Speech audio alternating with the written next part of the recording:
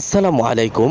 আমার কিছু কোয়েল পাখির ডিম জমা হয়েছে, তো সেগুলো নিয়ে আমি বাজারের দিকে রওনা হয়ে গেলাম। আমাকে উনি বলে দিয়েছিল যে কিছু কোয়েল পাখির ডিম লাগবে, তো ওনার জন্য ডিমগুলো নিয়ে আসলাম আর ওনাকে দিয়ে দিলাম। আরেকটা দুঃখের বিষয় হলো কোয়েল পাখির ডিমের বাজারটাকে একদম নষ্ট করে দিয়েছে কিছু নতুন খামারিরা। যেমন ইউটিউব ভিডিও দেখে 300 400 500 পাখি পালন করা শুরু করে দিয়েছে।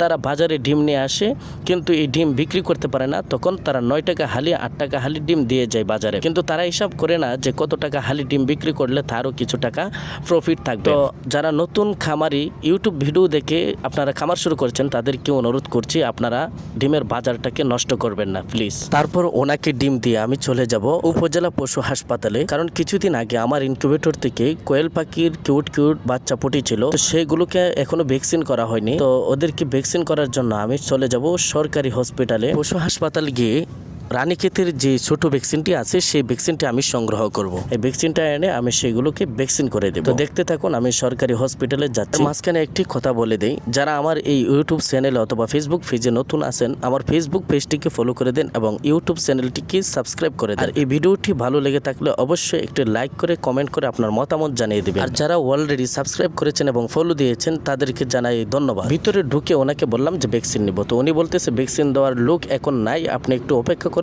উনি আসলে আপনাকে ভ্যাকসিন দিয়ে দিবে।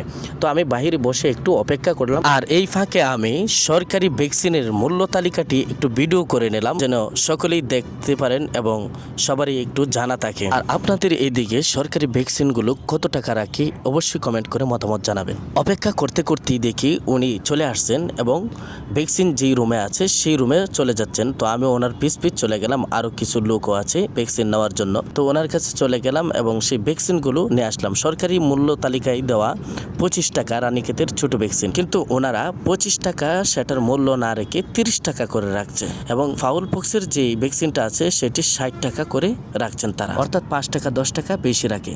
তো আপনাদের এই দিকে কেমন রাখে দাম অবশ্যই কমেন্ট করে জানাবেন। এই পর্যন্তই ছিল আজকের ভিডিও। তো সবাই ভালো থাকবেন, সুস্থ থাকবেন, আল্লাহ হাফেজ।